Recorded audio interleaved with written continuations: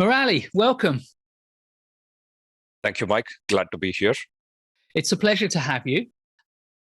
Murali Kulathumani is an experienced IT manager and IT project manager. He's been 22 years in the industry, worked with some of the biggest names, Facebook, Cisco, Symantec, and Kaiser Permanente, leading portfolios of projects for these sorts of organizations. And that extensive knowledge of the full spectrum of portfolio capabilities has allowed him to pioneer some great ideas, including the simplified form of earned value management, which he calls mEVM, and also to creating his own portfolio maturity model.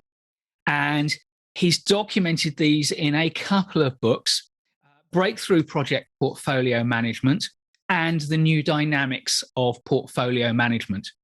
And this thinking and these books are why I wanted to speak with Murali about portfolio management so that we can find out all about what it is and why we should be taking it seriously as project managers. So welcome to the show, Murali. Thank you, Mike. Glad to be here. And that was an excellent introduction. At the talk today, I hope to speak about the importance of portfolio management, not just for portfolio managers, but also for project managers and program managers. So let's get going, and along the way, we'll see how these touch points work. Excellent. Well, let's start with making sure everyone has a common understanding, or at least shares an element of your understanding. So when you talk about portfolio management, what is it? Portfolio of anything is a management of a group of things. So you could have a financial portfolio, a stock portfolio, a bond portfolio. It's basically a collection of objects under common management. So a project portfolio is a collection of projects being administered, controlled, if you will, managed with an element of commonality. So when you manage a cohort of projects, that's called portfolio management. And in the course of the talk today, we'll see why that is so important and why that may indeed be the secret super weapon towards project success. That's interesting, because what you said there immediately sparks in my mind the idea also of a program and program management. So how do we create these distinctions between the tiers of project management, program management, and portfolio management? That is an excellent question. And today, as you well know, these boundaries are getting blurred at times. People don't go by the classic definitions, but there still remains a simple classification scheme. A project is an effort to deliver a unique product or service, and it's time bound. We all know that. That's the classic PMBOK definition. A collection of related projects is a program. They might share common resources. They might share common, management. There might be a senior project manager managing all of these, often called a program manager. So that's a program. A portfolio is the next step up. So a portfolio is a collection of projects and programs. So if we, in terms of numbers, if we define a program as anywhere from containing 5 to 10 projects, a portfolio would be something that contains anywhere from upwards of 20 projects, individual projects, and programs. So the portfolio is the meta level, taking everything up to the next level. Yeah. So I don't know whether you'd share this perspective, but I was originally kind of thought that a project is creating one cluster of outcomes, but a program is focused on a kind of whole strategic initiative, whereas a portfolio is almost a kind of strategic program in itself. It's about enabling a series of connected strategies to take the organization forward. Very, very true. That's why you'll see that portfolios are integrally connected to strategic transformation journeys. Yeah. I think we'll show another diagram in the course of our talk today that explains why a multi-year strategic journey of a company has to be done through a portfolio. So before we get into some of the details of it, we understand what a portfolio is now. Why is it important to organizations? Because if you think back 20 years ago, nobody talked about portfolio management. Now everyone's talking about it. It seems to be lagging, 5, maybe 10 years behind program management. So why is it gaining so much ground, and why should we be engaging with it? Excellent question. So I'm going to have to, set the context here a little bit. Yeah, and then I think we will need to look at that diagram after I'm done speaking. Let's see how the concept of projects became ubiquitous, right? I'm going to talk about something called the third wave of project management. Okay. So if you go back a little bit, Mike, back to the 70s, yeah, maybe even the 60s. I had flares at the time.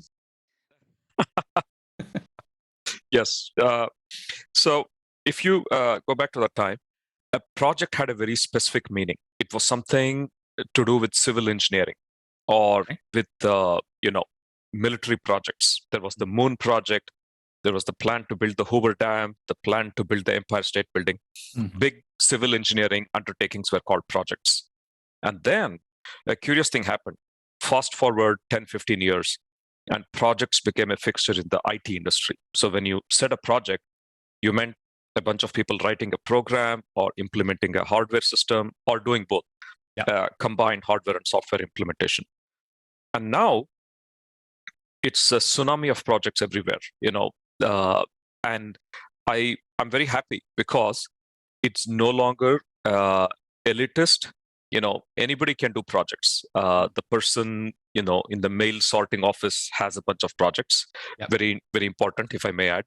The people doing building maintenance, they have projects. Even the person maintaining the lawn has a bunch of projects to make, the company headquarters look good.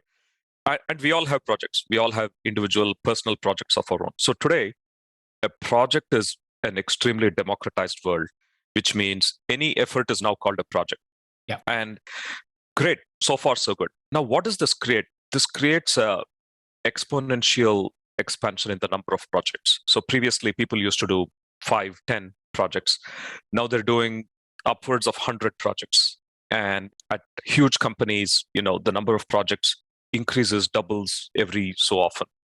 So with this rise in projects, number of projects, it's no longer possible to give all these projects individual attention. So cohort management becomes important. It's it's time to treat them as a body, like a population. For example, a parallel to this would be public health, right? If you were treating a small number of people, a doctor would give each of them individual attention. But if you're dealing with a county level, district level population, the doctor would say, everybody wash your hands, everybody take your vitamins, everybody have 60 to 90 minutes of exercise a week. Yeah. So, as a result of this, cohort management becomes very important. And that's where a cohort management of projects is portfolio management. Yeah. So that's how it's come into being. So portfolio management is a response to the expansion of the number of projects. Yeah. I have to say that very much mirrors my own experience. I came into project management in 1990, and virtually everyone in the team that I worked in was an engineer of one sort, a civil engineer, a mechanical engineer. And gradually we started focusing more on IT projects through the 90s and into the early 2000s. So absolutely right. And now, most of the people I train in project management in the live environment over the last 10, 15, 20 years, they've been managers who don't aspire to be project managers, but they are doing projects. And, yes. And germane to the conversation we're having, of course, they see that as a project that they are doing as part of their management role, but the organization could and should, but maybe isn't yet in every organization's case, seeing that project as part of a portfolio, part of a strategic initiative. So, yeah. And I think what would be interesting is for you to say something about how that link between the portfolio and the organizational strategy operates, because I think that's one of the things that really gives portfolio management its power and its importance, isn't it? Absolutely, absolutely. And I'd like to add a couple of more things. You said a couple of very interesting things that bears a little bit of expansion. Number one, we are all managing portfolios. We just don't know it yet. Because when you're doing upwards of 10 projects, congratulations, you have a portfolio. Yeah. Whether you treat it and manage it as a portfolio or not is entirely up to you and has a big bearing on your success, number one. Yeah. The second thing is, I can very much speak to that democratization of project management. Like you said. It's a nice phrase. I like it. Oh, I entirely believe it. I'll tell you why. Previously, project managers were a rather elite class of people. You had to take a 4-hour exam. You needed to prove your credentials. Yeah. You needed to master a fairly arcane set of terminologies, tools, techniques. All that is still there, but people need to do projects at a much more rapid pace. So, in other words, imagine I'm a new manager or somebody who's not trained in classical project management that hasn't stopped anybody from saying, here, manage these 5 projects. Yeah. Now, I need to quickly be able to manage these projects, and I don't have the time to get that classical training in project management. Yeah. So that's what I mean when I say there's a democratization from an elite class. It's become projects are something I just need to do. Yeah. And you'll see how portfolio management helps in that regard. Yeah, and I love the idea, although it means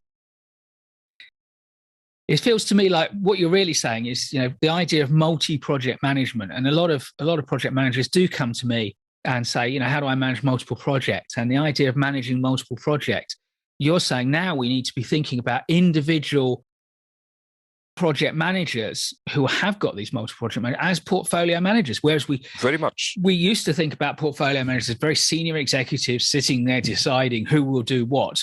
But you're saying, actually, if you've got more than one project, you're not a multi-project manager, you are a portfolio manager. And that, I think, is a huge insight for me, because I've up until now been thinking, right, there are lots of techniques I know for multi-project management, but it has never struck me that actually I can apply the portfolio management techniques that I developed and learned back in the late 90s and the early 2000s to, multi-project management. And that's very liberating, having that extra set of tools.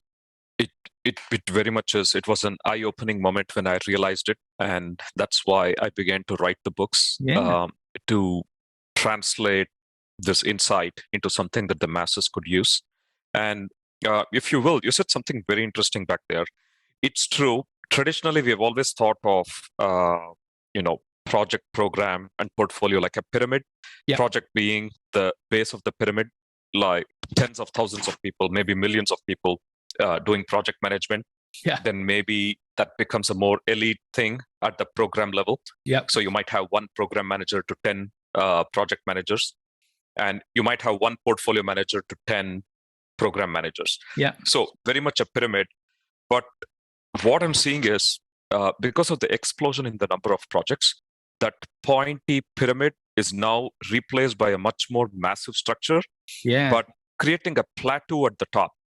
So it's no longer a pointy pyramid. It's a trapezoidal plateau, if you will, which says almost everybody is in that level filled. And as a manager of multiple projects, you are a portfolio manager, and it's no longer something in a rarefied population. And I think we do need to come back to that strategic portfolio management topic, because it is still important. But I'm really interested to know now. Now you've kind of opened that kind of Pandora's box of opportunities. Now we can start to see multi-project management as portfolio management alongside what you started off by describing what I traditionally thought of portfolio management as being that strategic tier at the top of the organization.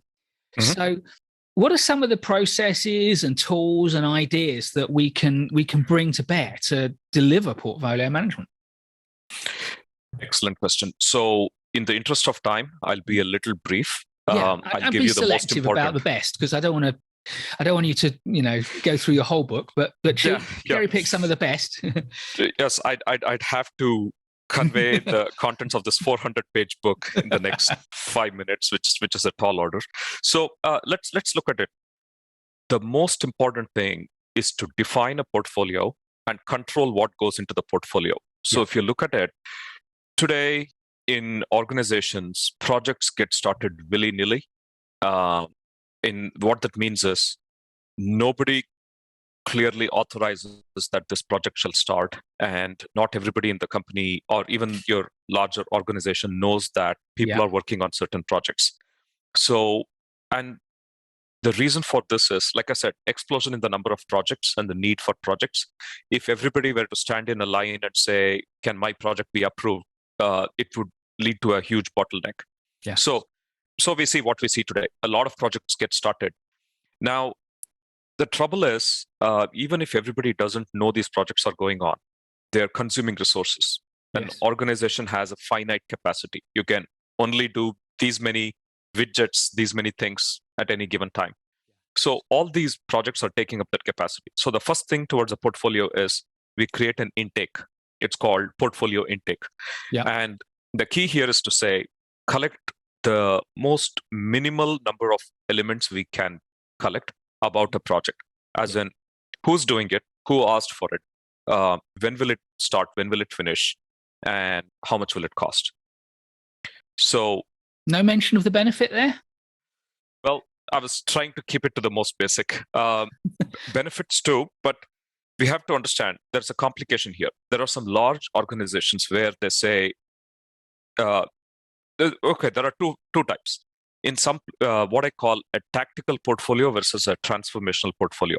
I'll cover them very briefly. So in a transformational portfolio, you do a smaller number of large projects. They're very important, cost a lot of money, and you will have to specify at length what are we getting from each of these projects. Now, that same thing becomes excessive overhead in a tactical portfolio. So in a tactical portfolio, you're doing a large number of small projects. Somebody has already decided the mandate of the organization and the benefits, so you don't have to restate them at every turn. So, for example, let's take a typical organization at a place like Facebook. The mandate of the team is already defined. The amount of money that they're going to spend is already defined. That says we are committed to employing these 500 people in this department. So when all that is already decided, you typically don't spend a lot of time saying strategic benefits. You might write a one-liner, never hurts, but it'll be brief. So the takeaway here is during project intake, you need to collect the smallest number of information that's still relevant. If you collect too much, people will start avoiding your process. If you collect too little, you'll have to go back and add all that in, which is equally cumbersome. So intake is number one. And once you do intake, many amazing things happen right there if intake is implemented properly. Number one, you realize the quantum of projects you're really doing. It's sort of like pulling an iceberg out of the water. As you pull and pull, you realize we were doing this much. There's no way we can do these many projects. That realization is the first big benefit the organization is going to get. That says we are doing too many projects. It's like a wake-up call. The second thing is you start understanding what it takes to do these projects. Quickly, bottlenecks reveal themselves. For example, engineering is always a resource of high contention. They'll say, we can't do more than 20 projects, whereas there might be 60 projects standing in line to be done. So now we come to the next big benefit that says, which of these 60 are we going to do? And automatically, every step you're adding value, because previously the org would muddle through these 60 projects, not getting anything done properly. So they might get 5 projects out there. So now you're saying, I can't do all that. Come to the most important 20, and then let's do those 20. And then the next thing is portfolio monitoring. Did you have a thought here? I wanted to see. Well, I was just thinking, you said that we need to do the most important projects, which I would 100% agree with. You've not collected the benefits in your minimalist set. And it reminds me of doing an exercise like this where we wrote the basic information just on a simple index card, no bigger than that, when we used to do it back in the 90s. And but in your approach, how do you determine the priority? What are the criteria for the most important 20 in your example? Good point. So, like I mentioned, two flavors. In the strategic flavor, you will do benefits. There will be debates about the benefits, and then some of them will get picked. Yeah. And there will also be scoring of projects. And, I could go on and on about this, which I have at other forums. But with scoring, it's very important to stack rank them. Yes. Why are we saying that? Because I've noticed if you score projects, there's always a lot of bunching in the project scores. So if I gave a group of people 50 projects to score, most of them would bunch around the 35 to 40. Yeah. And there'd be a few outliers here, few outliers here. So my problem has just reduced. It's not really solved. From 50, I'm now, sorting a smaller number of projects. It's better to stack rank them. That says, of these, if you had to do number one, what would it be? And then the project champions will say, we have to do this because if you want the company to grow, this has to be done. Yeah. So there's a 1, there's a 2, and then a natural order forms with debate. Yeah. Okay. So that's a strategic portfolio. In a transformational portfolio, what happens is, again, a list forms, and then champions come and talk about it. So what we have to understand is a transformational portfolio is large numbers of small projects. So we can't put a lot of overhead like scoring and doing all that. So we straight away go and say, somebody says, these 3 projects are very important to me. Let's get them done. And if I may, we'll come to the concept of annual planning. Is that too early to come, or is that the right time to talk about it? I think it follows naturally from what you're saying, because I think I know where you're going with this. So yeah, please. Okay. So I've dedicated entire chapters to this, but I'll be brief here. Most organizations go through a process called annual planning, in which everybody brings their pet projects, puts them on the table, and then they sort them all out and decide what they're going to do the next year. Now, in some places, it could be 1 year. Some places, they do this every 6 months to make it more rapid. And in the case of agile shops, with something like scaled agile in place, you do it every quarter. It's called program increments. But the commonality is every so often, people bring all this stuff, put it on the table, and then it's like everybody brings your collection of Lego blocks, puts it on the table, and then they see, okay, what things can we make from these Lego blocks? Okay, and how many Lego blocks do we have? So the long and short of annual planning is we brainstorm about what we are going to do, and that largely sets the stage for the next year or 6 months. So that priority is already decided. Yeah. And then we just start taking them on one by one and start executing them. Yeah. That doesn't mean we don't have a little bit of space to handle urgent things, new things, because it's like a flowing river, right? Yeah. You can capture most of the river in the dam, but the river's always coming with new water. Yeah. So that's how we do it. Yeah. So effectively, you're using the organization's annual strategic cycle to set the destination or the direction that you're driving the business in, and then you're finding the projects, the programs that align with that, and then prioritizing those according to whatever process or whatever characteristics are important to the business. Correct. Yeah. Sometimes you're actually looking at the projects and programs at the annual planning. Yeah. So you'll see 2 diagrams here. Let's look at what happens with a portfolio and without a portfolio. Let's say an organization does a large number of projects, and let's even say many of them are successful. But if they're not aligned as part of a portfolio, you can't easily predict the net effect of these projects. You could do a lot of projects, they'll be successful, even deliver their limited goals, keep a lot of people employed. But you can't say, because of these projects, we grew from a $10 billion company to a $25 billion company. You can't say that.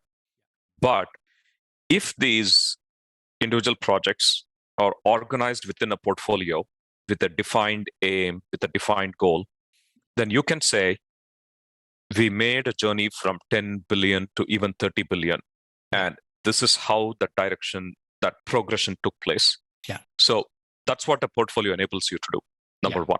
Okay. Can we go to figure 2? So we touched upon a portfolio, but I also want to talk about the capabilities of a portfolio. So let's say, Mike, you and I are both portfolio managers. You've got a portfolio, I've got a portfolio. Okay. Now, how can I learn from you and improve my portfolio? Why should I even do that? Okay, we've all established portfolio management is important. Fine, I have a portfolio. Mike has a portfolio. It's like saying you have a car and I have a car. Why should I aspire to own a car like yours? Aren't all cars the same? So that's what this diagram describes.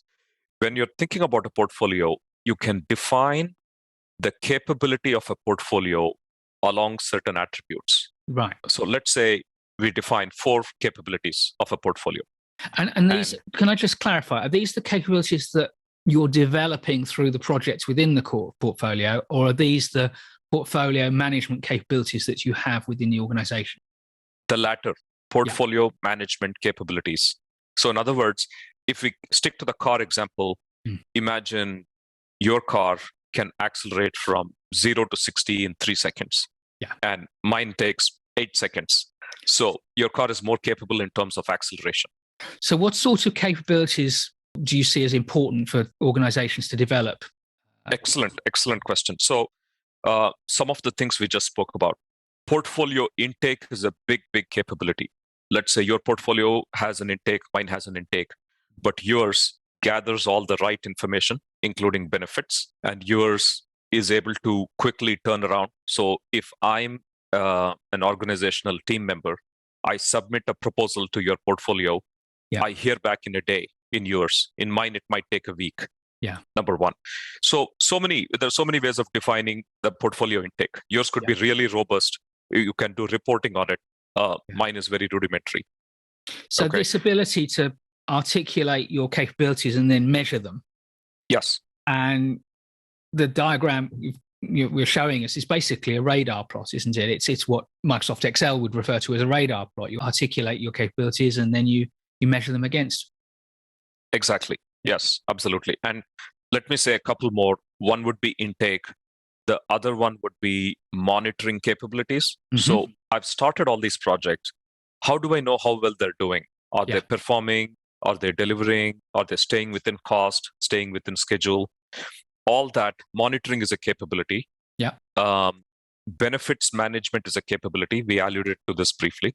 So we would look at, is it really delivering, right? Do we know? Here's a huge problem in the industry. People start projects and then they're not able to state with any confidence, am I getting the benefits I promised when I started Absolutely. Bit of a hobby horse of mine, that one, Yep. It's a very common, very worthwhile problem. So a portfolio with a tight grip on it will be able to tell you, here's what we're getting for our money. I have $100 million portfolio, and here's what we're delivering, will deliver, have delivered. So when you connect all these dots, these achievements on this capability scale, essentially it forms an aperture. And this aperture is the critical factor in your strategic transformation.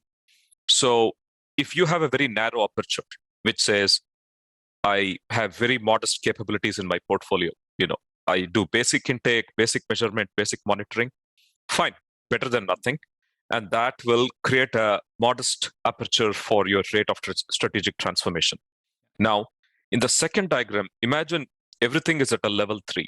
You have a fantastic intake, fantastic benefits management, fantastic monitoring. That will create a much bigger portfolio. With the help of a portfolio like that, your company is able to capitalize on the right opportunities. You can truly go to your executives and say, if you give me this kind of investment, this is where I can take the company from here to there. So the argument you're making is, as we expand our capabilities, to create, as you've described, a greater aperture within your metaphor. You're also, as a result, expanding your capacity because you can do it better. You can do more with the resources you have. That's really interesting. And is this, because I know you have your own portfolio maturity model, is this related to how you measure portfolio maturity?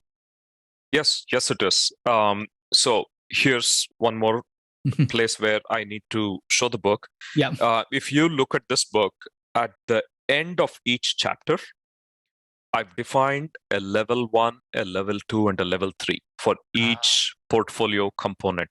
So, for example, if you were to go to the portfolio intake, you would see what makes up a level 1 and how do I get to a level 2 and how do I get to the promised land, level 3.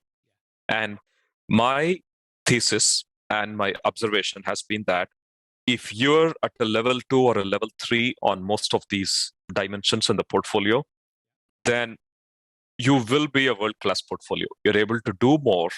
You're able to show that you're doing more. And you're able to pivot. Imagine an industry-altering event comes like the pandemic of 2020. So if you had a portfolio like this, you would be in a great position to say, the world has changed. How can I now be the leader? Yeah.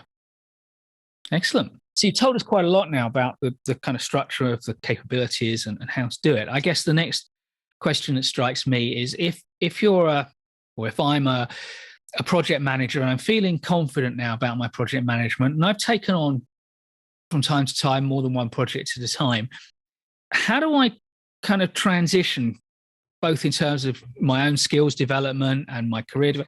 How do I transition from, if you like, a pure project manager doing a project at a time and possibly doing two at the same time, but keeping them separate? How do I transition into that portfolio management mindset and skill set? What's the route for me?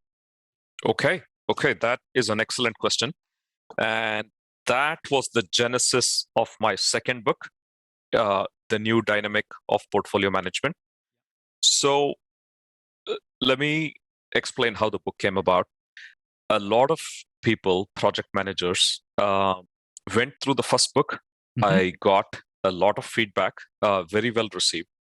And then they said, we really love it, but show us an easy way to break into it. I don't have the time to, do everything in that first book. Show me an easy path to break into portfolio management. I believe I can do it. I have a strategic mind. I can talk to executives. I'm good at project management. I'm just looking for the elevator to go to the top floor. Yeah. I don't want to go through the 500 steps that it takes to climb. I said, that's a very fair ambition, right? Yeah. You have something and you want to get there, and you don't want to climb by ropes or steps or the hard ways. So what I did, again, holding up the book so people can see it,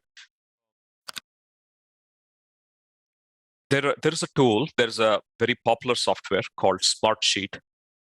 I suppose you're aware of it. I hope your viewers are aware of it.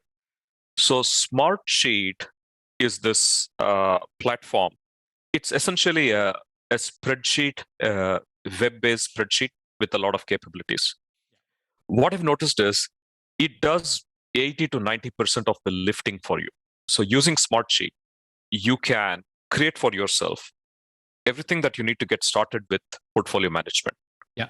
And that would be the first step. Start with that.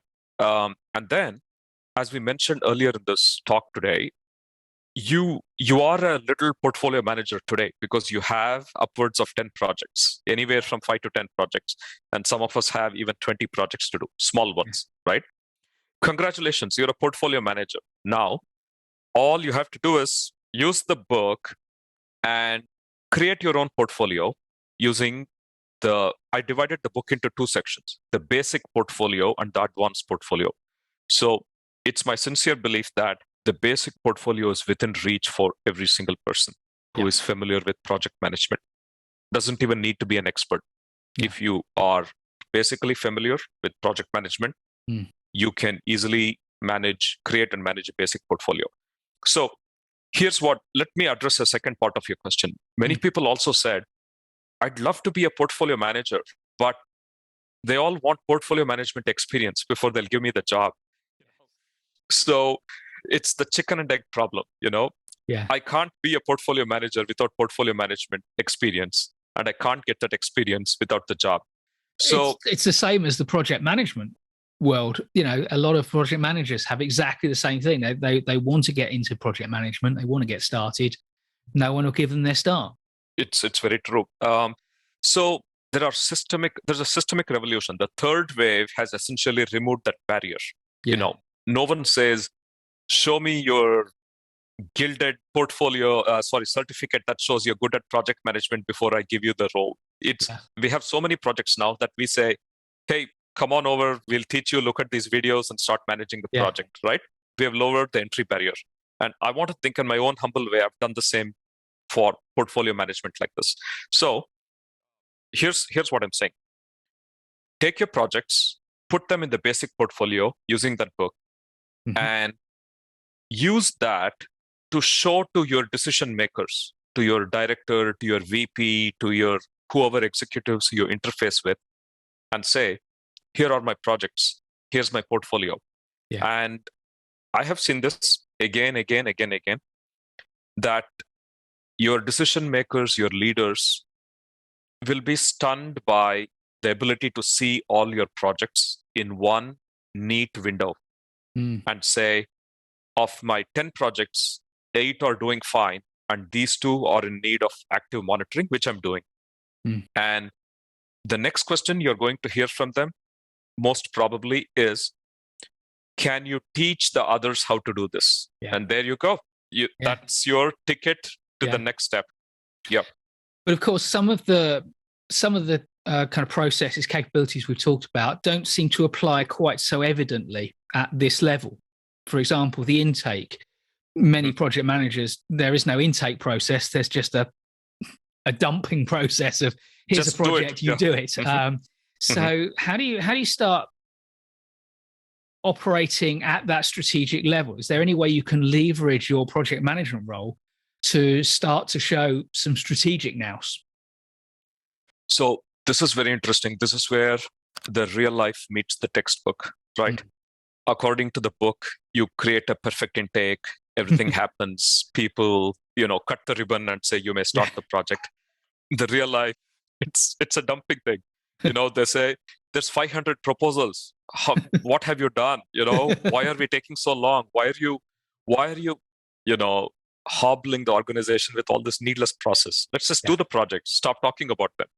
So that's where the second book, I think, is more realistic. And I even have an extensive chapter, extremely popular with my readers, that says 20 real life problems and how to solve them. And this is real life problem number 1. Okay. Which is, real life doesn't meet your perfect model of intake and all that. So here's let me answer your question right away. The best thing, you can turn it into an opportunity. When you're in a situation where people are dumping proposals, project requests, you can create the intake and you can send a snapshot of this intake to all the decision makers and leaders in your organization. And that's a project proposals received in the week of. And you have to be, commonsensical about it. You have to say, in the week of, or these past 2 weeks, or maybe in the past month. You need to decide for your situation what's right. When you do this, believe it or not, you are casting some structure into the organization. And within a couple of months, people will say, hey, I didn't see my proposal in the list of intake projects. Where is it? What's happening? And that's how you're slowly bringing the organization into your gravitational pull. And I want to be very realistic, pragmatic here. I'm not saying you'll go from 0 to, the guy who advises the CEO in a few short months.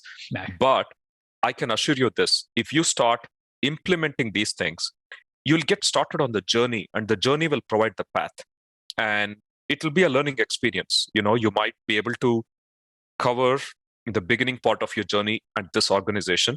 But from here, you could go to the next place where they're really looking for a portfolio, really looking for a portfolio manager. Executives are willing to listen to you, and they want you to come there and do the things that you already started doing at a small level. Yes. So it's like life. It's a continuous improvement journey. Excellent.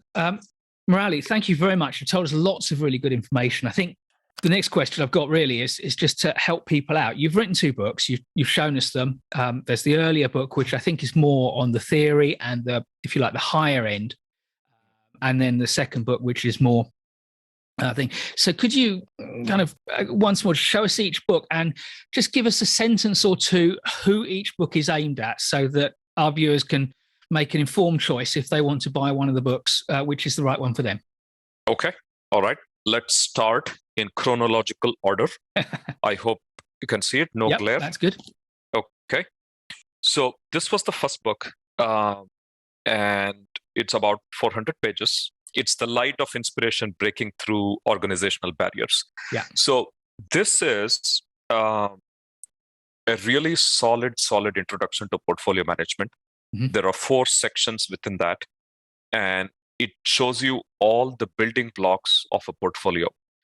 It is a very good book if you want to round out your knowledge. Very good book if you are already in a portfolio role and you want to know how to do your job to best of breed, to the best industry standards.